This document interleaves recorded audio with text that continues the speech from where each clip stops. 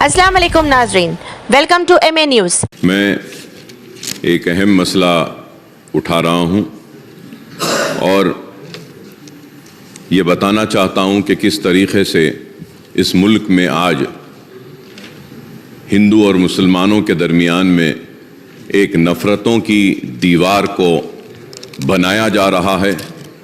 उनके जहनों को, दिलों को बांटने की कोशिश की जा रही है और उनके जहनों को इस तरीके से करप्ट कर दिया जा रहा है कि वो एक दूसरे के दुश्मन बन जाएं, रेडिकलाइज कर दिया जा रहा है। और इसी रेडिकलाइजेशन का एक जीती जागती मिसाल हमारे सामने हालिया अरसे में पेश आई। वैसे तो हम मुल्क में कई जगह पर देख रहे हैं कि किस तरीके से कभी लव जिहाद के नाम पे मुसलमानों को मारा जा रहा है, कभी घर वापसी के नाम पर।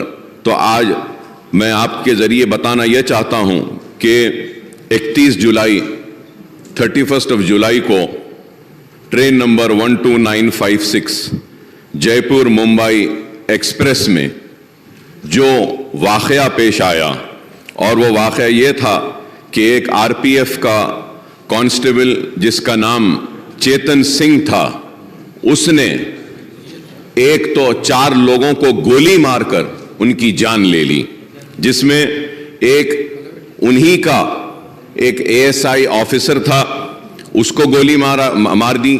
और उसके बाद में 3 लोगों को, मुसलमान थे उसमें, जिनकी बड़ी बड़ी दाढ़ियां थीं, उनको गोली लगाकर कनपट्टी पर एक बोगी से दूसरे बोगी 3 बोगी आगे ले जाता है और ले जाकर उनको गोलियां मारता है। और मारने के बाद यह कहता है कि इस मुल्क में रहना है तो मोदी और योगी को वोट देना पड़ेगा।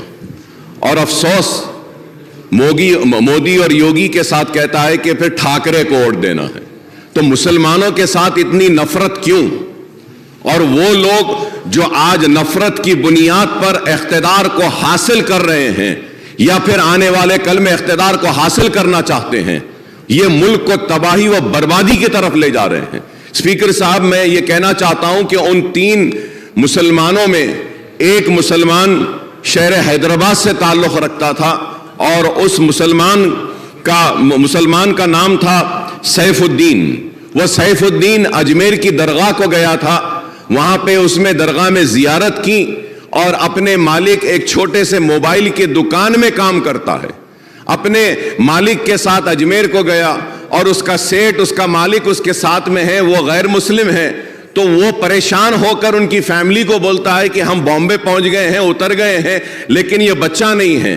तो उसके बाद जब आगे जाकर देखते हैं तो उसको गोली मार दी गई है। और हद तो ये है कि एक गोली मारी और जब वो नहीं मरता है तो और एक गोली मारी गई। तो ये नफरत है कि आज तेलंगाना रियासत में हम ऐसी ताकतों को रोकने में 9 बरस में कामयाब हुए हैं और इंशाअल्लाह आगे भी हम इनको रोकेंगे, इनको शिकस्त देंगे। हम इनको बताएंगे कि तेलंगाना में हिंदू मुसलमान आपस में मोहब्बत के साथ रहता है।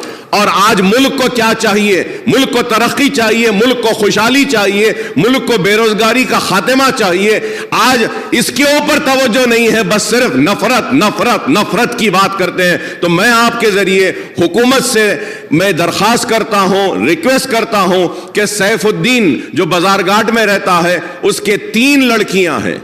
एक सबसे बड़ी लड़की 6 साल की, दूसरी लड़की 3.5 साल की और तीसरी लड़की सिर्फ 6 महीने की है।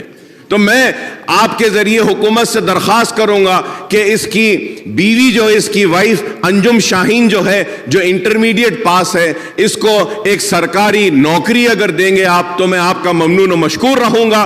और इसके साथ साथ 2 बेडरूम का फ्लैट अगर मलकपेट में या चंद्रायन गुट्टे में जहां बन रहा है वहां पे एक 2 बेडरूम देंगे।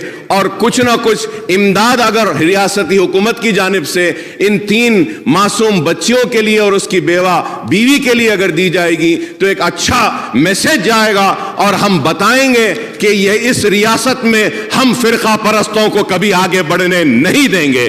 ہم ان لوگوں کو آگے بڑھنے نہیں دیں گے جو نفرت کی بنیاد پر ہندو مسلمان کو بانٹنا چاہتے ہیں. تو میں آپ کے ذریعے حکومت سے درخواست کروں گا کہ 2 بیڈ روم کا ایک فلیٹ اور ان بچیوں کو کچھ کمپنسیشن اور سرکاری نوکری دیں گے تو ہم کافی ممنون و مشکور رہیں گے آپ کے, اور اس کو ضرور مسلمان یاد رکھیں گے, اور آپ کے اس اقدام کا مسلمان ساری ریاست میں نہیں بلکہ ہندوستان میں اس اقدام کی ستائش بھی کریں گے. I stand with my friend Akbar Owaisi in expressing wholehearted condolences to that family, sir. اس جگہ کو آپ پیپر میں جو پڑھا تھا سر اکبر صاحب, بہت برا لگا. بہت ہی దిగజారిన చండాలపు రాజకీయం అధ్యక్ష ఇది మంచిది కాదు.